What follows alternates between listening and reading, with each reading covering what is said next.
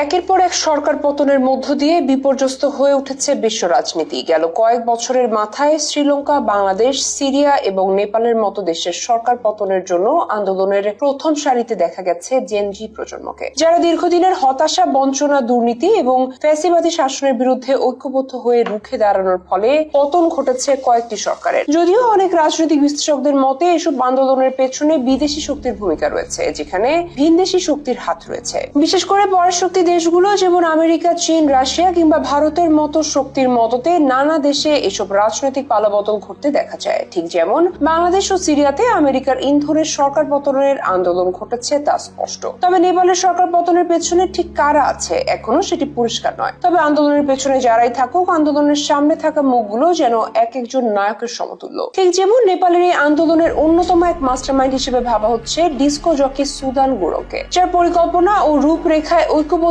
আন্দোলনে সামিল হয়েছিল হাজারো শিক্ষার্থী ও সাধারণ মানুষ। এর ফলে বিক্ষোভের মুখে গত 9 সেপ্টেম্বর মঙ্গলবার পদত্যাগ করেছেন নেপালের প্রধানমন্ত্রী কেপি শর্মা ওলি। সেদিন কারফিউ উপেক্ষা করে সকাল থেকে দেশটির রাজধানী কাঠমান্ডুর বিভিন্ন এলাকায় বিক্ষোভ করেন তরুণেরা। আন্দোলনের সামনের সারিতে দেখা যায় স্কুল কলেজ পড়ুয়াদের। তবে আন্দোলনের নেতৃত্ব কারা দিচ্ছেন তা নিয়ে জল্পনা তৈরি হয়। নেপালের একাধিক সংবাদ মাধ্যমের প্রতিবেদন অনুসারে সরকার বিরোধী এই আন্দোলনের প্রধান চালিকা শক্তি 36 বছর বয়সের এক তরুণ, নাম সুদান গুরুং। যুব সমাজের একজন নেতা, সমাজসেবক ও ডিজে হিসেবেই তিনি পরিচিত। হামি নেপাল নামে একটি স্বেচ্ছাসেবী সংগঠন চালান সুদান গুরুং। মূলত ছাত্র যুবকদের দ্বারা পরিচালিত এই সংগঠন দীর্ঘদিন ধরেই নেপালের প্রান্তিক অঞ্চলগুলোতে শিক্ষার প্রসারে কাজ করছে। নেপালে ডিস্কো জকি বা ডিজে হিসেবে জনপ্রিয়তা অর্জন করেছিলেন সুদান। এর আগে 2015 সালের ভয়াবহ ভূমিকম্প তার জীবন বদলে দেয়। ওই বিপর্যয়ে তার সন্তানকে হারান তিনি। এরপরই গভীরভাবে জড়িয়ে পড়েন সমাজসেবায়। নেপালের তরুণ প্রজন্মের মধ্যে শিক্ষার প্রসার ঘটাতে কাজ শুরু করেন। ক্রমে নেপালের ছাত্র যুবকদের কাছে জনপ্রিয় হয়ে ওঠেন সুদান। আর এসবের ভেতর দিয়ে এই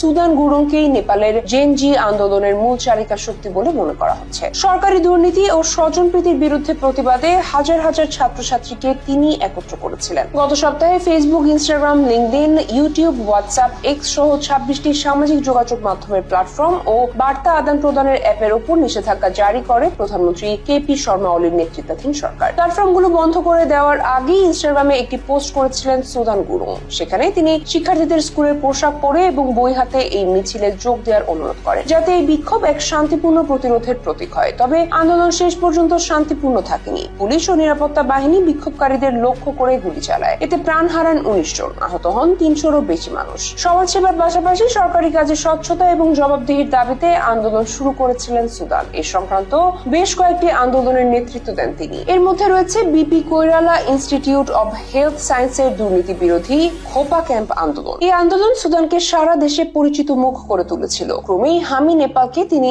এমন এক প্ল্যাটফর্মে পরিণত করেছেন যা জেনজির হতাশাকে সংগঠিত অহিংস আন্দোলনের রূপ দিয়েছে। অস্থির প্রজন্মের কণ্ঠস্বর হয়ে উঠেছেন সুদান গুরুং। কাঠমান্ডু পোস্ট বলেছে, জেনজির কাছে ডিজিটাল স্বাধীনতা হলো ব্যক্তিগত স্বাধীনতা, আর রাস্তায় থাকা হাজার হাজার মানুষের কাছে এখন সেই স্বাধীনতা ছিনিয়ে নেওয়ার লড়াইয়ের প্রতীক হয়ে উঠেছেন সুদান গুরুং।